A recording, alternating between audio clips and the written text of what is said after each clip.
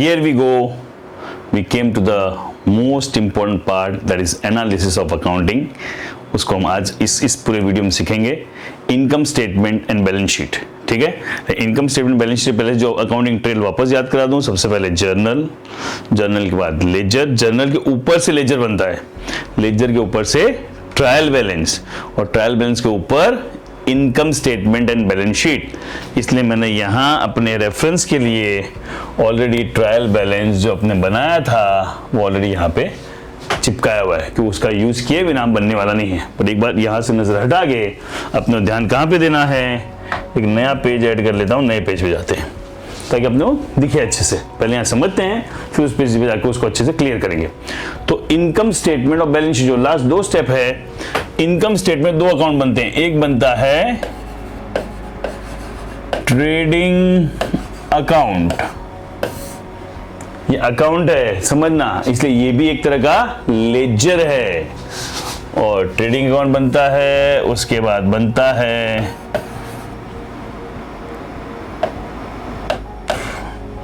Profit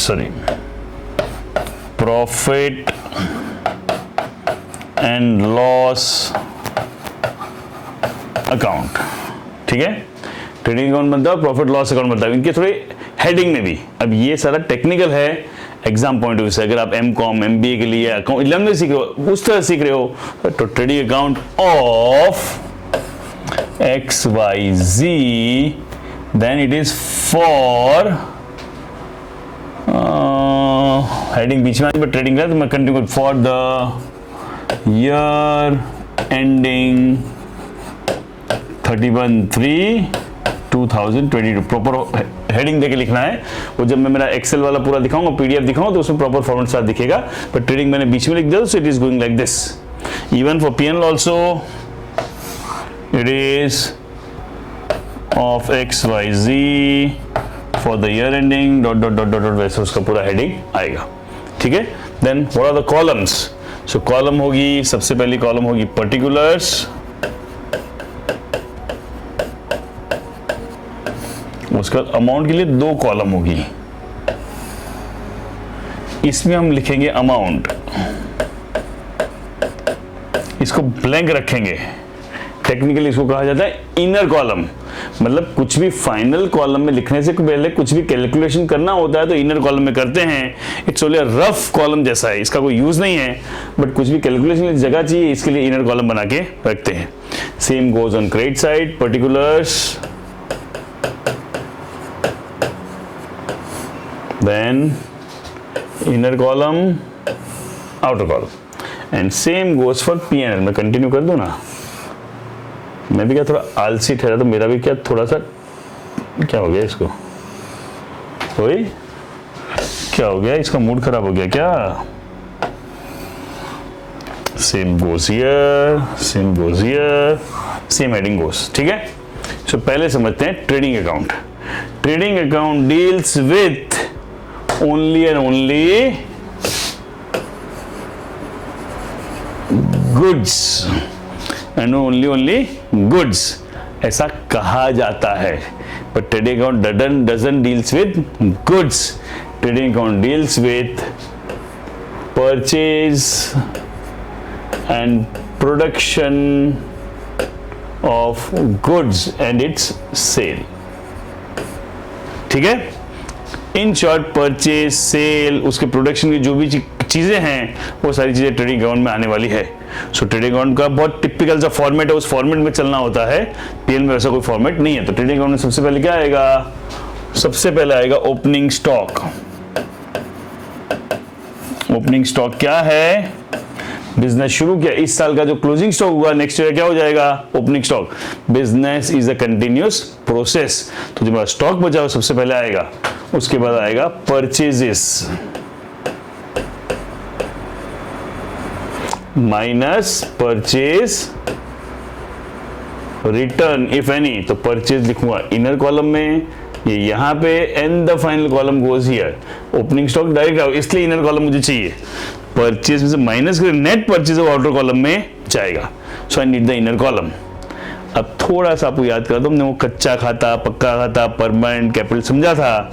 so समझो purchase account था, उसको कहां ट्रांसफर करना होता है, ट्रेडिंग अकाउंट में ट्रांसफर करना होता है। So purchase account gate closed. इसकी एंट्री भी होती है, जर्नल एंट्री में एंट्री भी होगी। देखो जो भी चीज लेजर में आएगी वो पहले जर्नल में आएगी, फिर लेजर, फिर ट्रायल बैलेंस, उसको हम कहते हैं closing entries. I will come to that.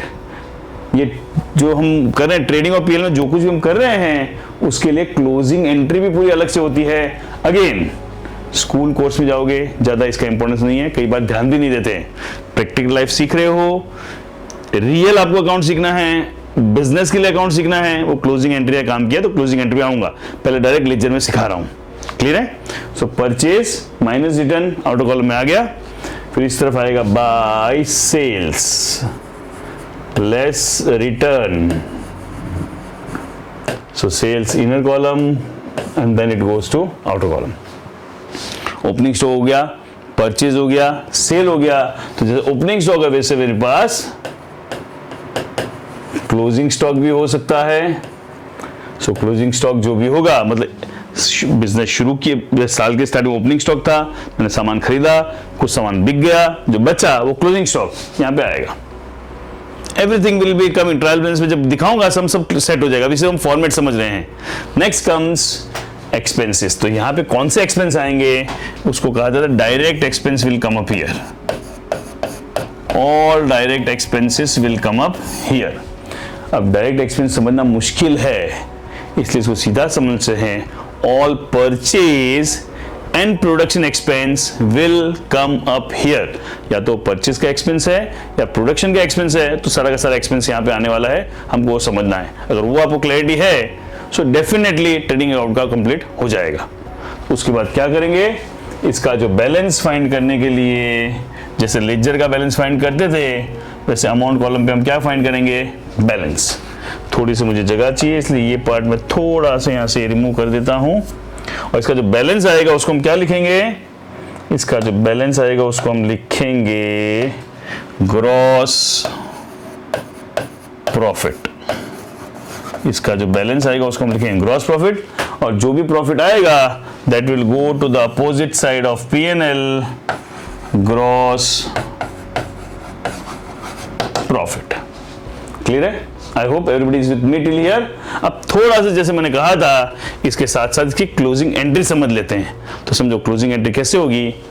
Purchase account हर बार क्या हुआ था, डेबिट।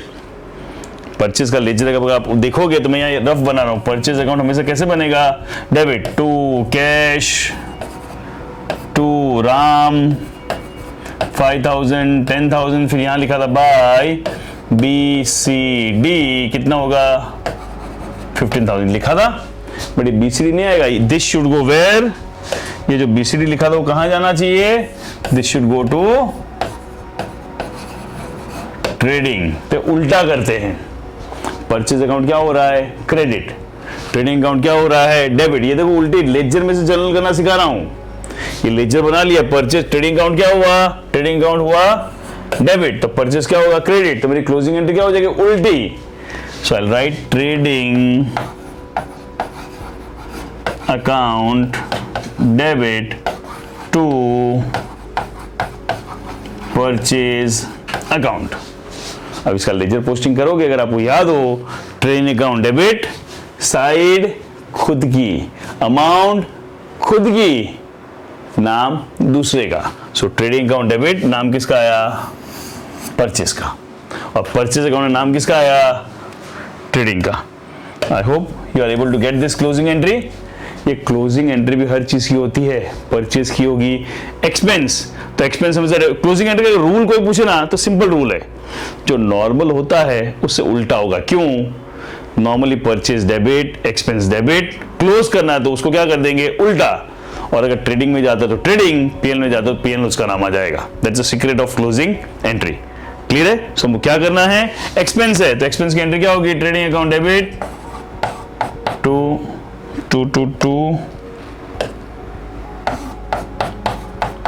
एक्सपेंस। सेल्स का क्या होगा, आप क्लोजिंग एंट्री समझने वो चेक कर रहा हूं, लाइव टेस्ट क्या करने का, सेल्स इज ऑलवेज क्रेडिट। तो सेल्स क्या होगा, डेबिट, और ट्रेडिंग अकाउंट में किस तरफ आता है, क्रेडिट साइड। ये देखिए क्रेडिट साइड है, तो सेल्स की क्लोजिंग एंट्री क्या होगी, sales account debit to trading account. ठीक है, एकदम बुकिश लाइफ चाहते हो, अगर 11-12 बेसिक के लिए पढ़ रहे हो कोई काम का नहीं, एग्जाम में क्लोजिंग एंट्री बहुत सिर्फ स्टार्टिंग ऑफ द सिलेबस आती है, बट बैलेंस शीट बनाते टाइम, इनकम स्टेट बनाते टाइम कोई इसको रिलेट करके नहीं दिखाता है।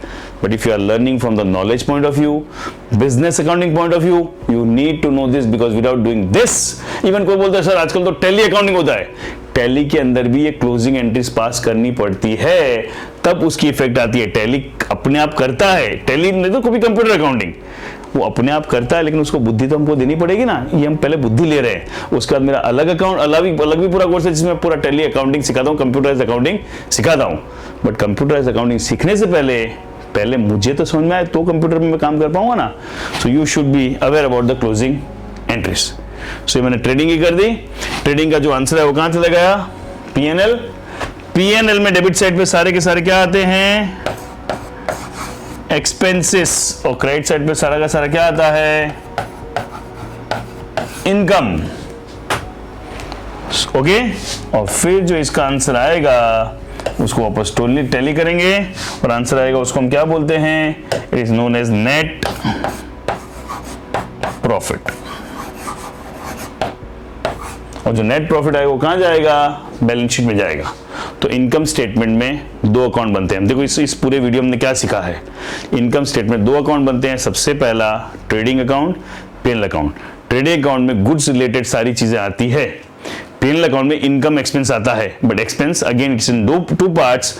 If it's a purchase and production related expense, purchase और प्रोडक्शन का एक्सपेंस है, it will come to trading, और कोई भी एक्सपेंस है it will come to PNL. Actual sum करेंगे तो आपको ज्यादा उसके अंदर क्लैरिटी आ जाएगी। और उसके अलावा हमने सीखा क्लोजिंग एंट्री लेजर है, लेजर में कोई भी चीज आने से पहले क्या बनती है, जर्नल।